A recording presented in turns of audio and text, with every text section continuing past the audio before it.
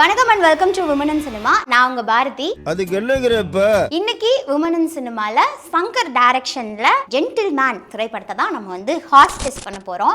படத்துல 3 முக்கியமான women characters, Subashree, Susheela, Ponnammal. இதுல இந்த சுபஸ்ரீயோட கேரக்டர் ஸ்கெட்ச் மட்டும் எனக்கு பயங்கர இரிட்டேட்டிங்கா இருந்துச்சு. எரிச்சலாவே இருக்கு. எனக்கு என்னமோ நாள் முழுக்க எரிச்சலா இருக்கு. டென்ஷன். ஏன் அப்படி சொல்கிறேன்னா, ஒரே ஒரு காமெடி சீன் நான் ஒரு எக்ஸாம்பிள் சொல்கிறேன்.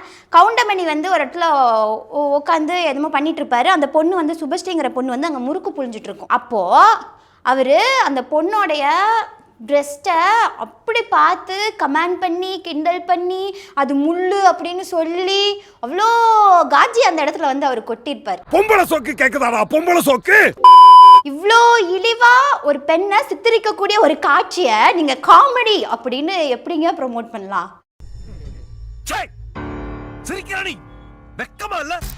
அந்த பொண்ணுக்கு அந்த இடத்துல அது டிஸ்டர்பா இருந்திருக்காதான்னு எனக்கு தெரியல.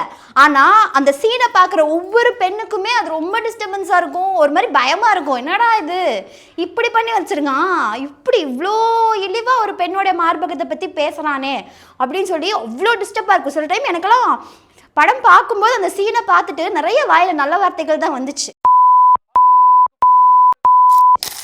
அடுத்ததா அப்படியே அந்த சீனுக்கு அடுத்தது பார்த்தீங்கன்னா, உடனே அந்த பொண்ணோடைய அக்கா அங்கே வந்து அந்த பொண்ணை பிடிச்சி அடி நடிப்பாங்க. எதுக்கிட்ட ட்ரெஸ் இப்படி போடுறாங்க பாரு, அவங்கள எப்படி பார்க்குறாங்க அப்படின்னு சொல்லிட்டு.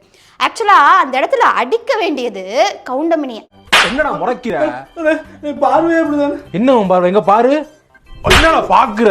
எகைன் அண்ட் எகைன் நம்ம ஒரு விக்டிமை தான் ப்ளேம் பண்றோமே தவிர, எவன் அப்படி தப்பா பார்த்தானோ அவனை எந்த கேள்வியுமே கேட்கறது இல்லை. ஏன் இப்படி பண்ணேங்கிற கொஸ்டினை கூட நம்ம எடுத்து வைக்கிறது இல்லைன்னா அப்புறம் என்ன? அதே மாதிரி இந்த படத்துல இன்னொரு சீன் ஒன்று, அந்த ஹீரோயின் சுஷிலா என்ன பண்ணுவாங்கன்னு பார்த்தீங்கன்னா, ஹீரோவோடைய பேரையும் அவங்களுடைய பேரையும் வந்து அந்த அப்பளத்தில் எழுதி வச்சிருப்பாங்க.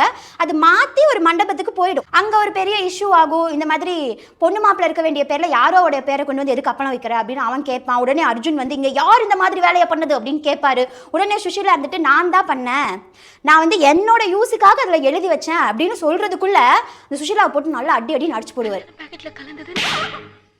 எதுக்கு அவரு அந்த பொண்ணோட கிட்ட இருக்கிற என்ன நியாயம்னு கேட்காமே அடிச்சாரு அப்படின்னு நம்ம யோசிச்சுட்டு இருக்கிற டைம்ல டக்குன்னு நடுவில் ஒருத்தர் வந்து என்ன சொல்வாரு, உனக்கு என்ன உரிமை இருக்கு அந்த பொண்ணை அடிக்கிறதுக்கு, நீ என்ன அவளுடைய புருஷனா அப்படிங்கிற மாதிரி கேட்பாரு. இந்த அடிச்சவங்களுக்கு ஜஸ்டிஃபை பண்ற அப்படின்னு சொல்லிட்டு ஒரு 4 பேர் வருவாங்க பாருங்க. அவங்கள முதல்ல அடிச்சோம்னா சரியா போயிடும் எல்லாமே. ஏன் அப்படி சொல்றேன்னா, ஆல்ரெடி ஒரு தப்பு வந்து இவர் பண்ணிட்டாரு, ஒரு பொண்ணை பிடிச்சி அடிச்சிட்டாரு, அது ஓகே தான் அப்படிங்கிற மாதிரி ஒரு ஜஸ்டிஃபிகேஷன் அங்கே வருது இல்லை. ஜஸ்டிஃபை பண்ணுறதுக்கு ஒரு 4 பேர் வராங்கல்ல, அதை நியாயப்படுத்துறதுக்கு. அதுதான் இந்த இடத்துல வந்து ரொம்பவே தவறான ஒரு விஷயம். அப்படி புருஷனாக இருந்தால் அவங்களோட பொண்டாட்டியை நீ எப்படி வேணாலும் போட்டு அடிப்பியா அப்படிங்கிற ஒரு கேள்வி இங்கே வருது இல்லை. இந்த நியாயப்படுத்துகிற விஷயம் வந்துட்டாலே நம்ம யோசிக்காம அப்படியே விட்டுறோம், அதை கேள்வி கேட்கவும் மறந்துடுறோம். ஏன்னா இவங்க அதை நியாயப்படுத்திட்டாங்களே அப்படிங்கிறது. ஒரு தவறு அங்கே நடக்குதுன்னா அந்த தவறு நடக்கிறத விட ரொம்ப பெரிய தவறு என்ன தெரியுமா, அந்த தவறை நியாயப்படுத்துறது. இந்த விஷயத்தை வந்து இந்த படத்தில் பண்ணியிருக்காங்க. ஸோ ஹராஸ்மெண்ட்டுக்கு நம்ம தரக்கூடிய பாயிண்ட் 0. அடுத்ததா அப்ஜெக்டிஃபிகேஷன். ஹீரோயினோட இன்ட்ரோ சீனு, நம்மெல்லாம் ஒரு ஃபோட்டோ இருக்குன்னு வைங்களேன், அந்த ஃபோட்டோவில் ஏதாவது தூசி அந்த மாதிரிலாம் பட்டுருச்சு அப்படின்னா எதை வச்சு துடைப்போம்? ஏதாவது கரித்துணி எடுத்துட்டு வந்து வச்சு துடைப்போம், இல்லை ஏதாவது வேஸ்ட் கிளாத் இருந்தால் அதை எடுத்து துடைப்போம். ஆனால் இந்த படத்தோட ஹீரோயின் என்ன தெரியுமா பண்ணுவாங்க, அவங்களோட தாவணி எடுத்து துடைப்பாங்க. எதுக்கு? அப்போனா தான் நீங்கள் வந்து பிரஸ்ட்டை காட்டுவீங்க, அப்போனா தான் நாங்கள் பிரஸ்ட்டுக்கு ஒரு க்ளோஸ்அப் வச்சு ஹீரோயின் இன்ட்ரோ கொடுக்க முடியும். இவ்வளோ வன்மமாவா இருக்கிறது, அவ்வளோ அப்ஜெக்டிஃபை பண்ணியிருப்பாங்க இந்த படத்தில் ஹீரோயினோட இன்ட்ரோ சீனை. டேய் உன் காஜுக்கு ஒரு அளவு இல்லையாடா? சரி, ஹீரோயினோட இன்ட்ரோ சீன் தான் அப்படின்னா ஹீரோயினுக்கு வச்ச பாட்டு மட்டும் நீங்கள் ஒழுங்காக வச்சிங்களா? அதில் இருக்கிற எல்லா சாங்ஸுமே வந்து அப்ஜெக்டிஃபை தான். ஆவுன்னா இடுப்பில் க்ளோஸ்அப் ஷாட் போச்சுன்னா ஹீரோயின் அப்படிங்கிறவங்க அங்கே ஒரு பொருளாக மட்டும்தானே இருக்காங்க அப்படிங்கிறது நம்மளுடைய மைண்டில் திரும்ப ரெஜிஸ்டர் ஆகிட்டே இருக்கும். ஸோ அப்ஜெக்டிஃபிகேஷனுக்கு நம்ம தரக்கூடிய பாயிண்ட் 0. அடுத்ததா ரேசிசம் பற்றி பேசணுங்க. படத்தில் நான் சொன்ன மாதிரியே 3 முக்கிய பெண் கதாபாத்திரங்கள், சுபஸ்ரீ, சுஷிலா, இவங்க 2 பேருமே வெள்ளை நிறம் தான். அதே மாதிரி மனோரமா வந்து கருப்பு நிறம் தான். நான் இந்த படத்தில் கொஞ்சம் பவுடர்லாம் பூசி பட்டி டிங்கரிங் பார்த்து அவங்களையும் வெள்ளை கலரில் மாற்றிடுவாங்க. எனக்கு இந்த படத்தில் ரொம்ப கோவமான ஒரு விஷயம் என்ன தெரியுமா, சங்கரோடைய எல்லா படங்கள்லையுமே இது சொல்லுவார். என்னென்னா, குப்பத்துலேருந்து வர பசங்க அப்படின்னா அவங்க கருப்பாக தான் இருப்பாங்க. அதே மாதிரி ரவுடிங்க, திருடங்க, இந்த மாதிரி நெகட்டிவ் ஷேட் உள்ள கேரக்டர்ஸ் எல்லாமே கருப்பாக தான் இருக்கும். ஒரு மாதிரி பாசிட்டிவ் ஷேட் ரொம்ப நல்லவன்ப்பா அப்படின்னா பிராமிநாதில் இருக்கிற ஒரு பையனை எடுத்துகிட்டு வந்து போட்டுருவார், நல்லா வெள்ளையா, அவங்க தான் நல்லவங்க அப்படிங்கிற மாதிரி. இது வந்து சங்கருடைய எல்லா படங்கள்லையுமே இருக்கும். சிவாஜி படத்தில் பார்த்தீங்கன்னா அந்த அங்கவை சங்கவை அப்படிங்கிற கேரக்டர்ஸை அவ்வளோ இழிவுபடுத்திருப்பார் அந்த கருப்பு அப்படிங்கிற கலரை வச்சு. இது அங்கவை, இது சங்கவை, ரொம்ப பொங்க வச்சிட்டீங்க போல இருக்கு. ஸோ ரேசிசம்ல வந்து சங்கர் இவ்வளோ பண்ணியிருக்காரு, இந்த படத்தில் ஏதாவது பண்ணியிருக்காரோ அப்படின்னு நீங்கள் கேட்டிங்கன்னா, சுபஸ்ரீ அப்படிங்கிற கேரக்டர் ஒரு 4-5 ரவுடி பசங்க கிட்ட போய் பேசுங்க. அந்த பசங்க வந்து அந்த பொண்ணை ரேப் பண்ணுற மாதிரி ஒரு சீனு.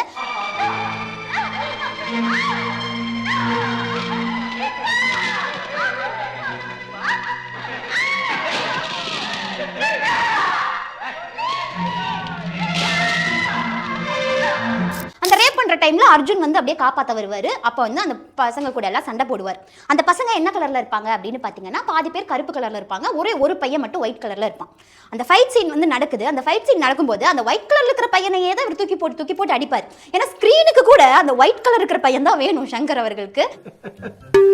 என்னடா மற்றவங்க இருக்காங்க இல்லையா, அந்த பிளாக் ஷேட்ஸ் இருக்கிறவங்க, அவங்க எல்லாம் ஏதோ 1 ஷாட் 2 ஷாட் அப்புறம் பின்னாடி வச்சு ஷாட் எடுக்கிறது அந்த மாதிரி காட்டிட்டு கடந்து போயிருக்காங்க. அந்த அளவுக்கு கருப்பு அப்படிங்கிற நிறம் ரொம்ப தாழ்வான நிறம்னு எப்படி சொல்றீங்க? ஸோ இந்த நிறம் உயர்ந்தது, இந்த நிறம் தாழ்ந்தது அப்படிங்கிற வேறுபாடு சங்கரோட இந்த படத்துல மட்டும் இல்ல, எல்லா படத்துலயுமே காட்டியிருக்காரு.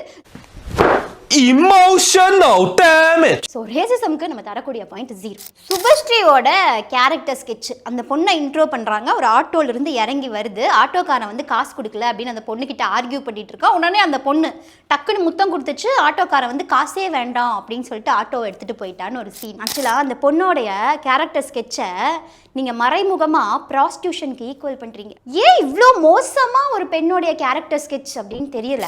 அடுத்ததாக வந்து அந்த பொண்ணு விளையாடுற கேம்ஸ், ஜலபுல ஜங்கு,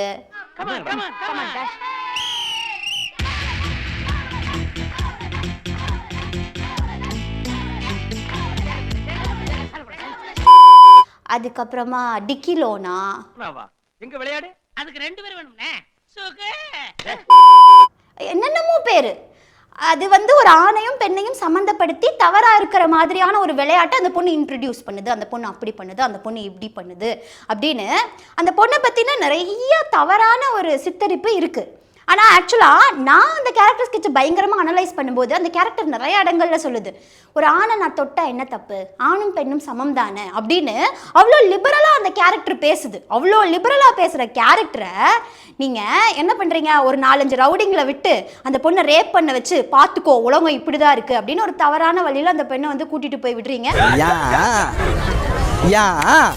கடைசியில் அந்த பொண்ணும் ஆமாம் சாரி கட்டி நல்லா இழுத்து போத்திட்டு இருக்கிற பொண்ணுங்க தான் நல்ல பொண்ணுங்க அப்படிங்கிற மாதிரி அந்த பொண்ணும் அதோடைய கேரக்டரை மாற்றிக்கு. எனக்கு ஒரே ஒரு விஷயம், இவர் இந்த படத்தில் மட்டும்தான் இப்படி பண்ணியிருக்காரா அப்படின்னு பார்த்தீங்கன்னா இல்லைங்க. ஆல்ரெடி இந்தியன் ஒரு படம் வந்துச்சு. அந்த இந்தியன்கிற படத்தில் செகண்ட் ஹீரோயினை இப்படி தான் அவர் ஃப்ரேம் பண்ணியிருக்காரு, கேரக்டர் ஸ்கெட்ச் பண்ணியிருக்காரு. அந்த பொண்ணு எப்போ பாரு ஹீரோ கிட்ட போய் ஏ ஜோக் சொல்லுன்னு கேட்டுட்டு இருக்கிற ஒரு கேரக்டர் ஸ்கெட்ச். ஏ ஜோக் இல்லைன்னா அப்ளிகேஷன் ஃபார்ம் இல்லை, நீ பிரேக் இன்ஸ்பெக்டர் இல்லை. எங்க அப்பா கிட்ட நீ என்ன பார்த்து நாக்கு என்னென்னமோ பண்ணி ஒதுட்டு மேல செக்ஸியா ஒரு ஓட்டுறேன்னு புகார் பண்ணிடுவேன். இந்த திராட்சை பழஞ்சோக்கு ஒண்ணு இருக்குது, அதையா சொல்ல போறேன். அப்போ சங்கரோடைய ஐடியாலஜி என்ன அப்படின்னா, மாடர்ன் பொண்ணுங்க, அதாவது இந்த படத்துல சுபஸ்ரீங்கிற பொண்ணு டெல்லியில இருந்து வந்திருக்கும். இப்போ மாடர்ன் பொண்ணுங்க அப்படின்னாலே இவங்க இந்த மாதிரி தான் இருப்பாங்க, கிட்டத்தட்ட ப்ராஸ்டியூட்டுக்கு ஈக்குவலாக தான் இந்த மாதிரியான பொண்ணுங்க இருப்பாங்க அப்படிங்கிற கேவலமான முட்டாள்தனமான ஒரு ஐடியாலஜி தான் இந்த கதாபாத்திரத்தோடைய வெளிப்பாடு. இந்த மாதிரி நான் சுதந்திரமா இருக்கணும், ஆணும் பெண்ணும் சமம் தான் அப்படின்னு ஒரு பெண் நினைச்சா அப்படின்னா உனக்கு இப்படித்தான் நடக்கும் அப்படிங்கிறத சங்கர் அவங்களுடைய படத்தில் சொல்லியிருக்காரு. அவர் சொன்னது மட்டும் இல்லாமல் நிறைய ஸ்டீரியோடிபிக்கலான டயலாக்கை எடுத்து ஹீரோக்கு கொடுத்து அதை பேச வச்சிருக்கிறதுனால ஸ்டீரியோ டைப்ஸுக்கு நம்ம தரக்கூடிய பாயிண்ட் 0. அடுத்ததாக ஸ்பேஸில் ஹீரோயினான சுபஸ்ரீ கேரக்டர் பற்றி பேசணும் அப்படின்னா அந்த கேரக்டரே வந்து ஒரு ஸ்டீரியோடிபிக்கல் கேரக்டர் தான். இப்போது ஸ்பேஸ் எந்த அளவுக்கு இருக்குது அப்படின்னா, ஸ்டார்டிங்லேருந்து எண்டிங் வரைக்கும் அர்ஜுன் தன்னை லவ் பண்ணணும் அப்படின்னு சுற்றிக்கிட்டே இருக்கிற ஒரு கேரக்டரு. அண்ட் அதே மாதிரி அர்ஜுனுக்கு ஒரு ஜோடியாக மட்டும்தான் அந்த கேரக்டர் வந்து வரும். சும்மா ஆடியன்ஸை என்கேஜ் பண்ணணும், ஆடியன்ஸை என்டர்டெயின் பண்ணணும் அப்படிங்கிறதுக்காக அந்த கேரக்டரை காதல், கவர்ச்சி இது ரெண்டுமே அந்த கேரக்டருக்குள்ளே போட்டு அந்த கேரக்டரை வடிவமைச்சிருக்காங்க. வேறு எதுவுமே இல்லை. ஸோ அந்த கதாபாத்திரம் இல்லைனா கூட கதை நகுரும் தான். அதனால் ஸ்பேஸுக்கு நம்ம தரக்கூடிய பாயிண்ட் 0. ஓவரால் ஜென்டில்மேன் மூவிக்கான ரேட்டிங் 5க்கு 0 பாயிண்ட்ஸ். என்னடா ஒரு சமூக பார்வை உரையாடலாகுது, உரையாடல் நடைமுறையாக மாறுது, நடைமுறை பழக்கமாகுது, அந்த பழக்கம் வழக்கமாகுது, அந்த வழக்கம் தாங்க கலாச்சாரமாக உருவெடுக்குது. ஸோ சினிமாவில் நடக்கக்கூடிய இந்த மாற்றம் நிஜ வாழ்க்கையிலும் மாற்றத்தை ஏற்படுத்தும். அந்த மாற்றத்துக்கு நீங்கள் எல்லாரும் சப்போர்ட் பண்ணுவீங்க அப்படிங்கிற நம்பிக்கையில் உங்களிடமிருந்து விடைபெறும் நான் பாரதி.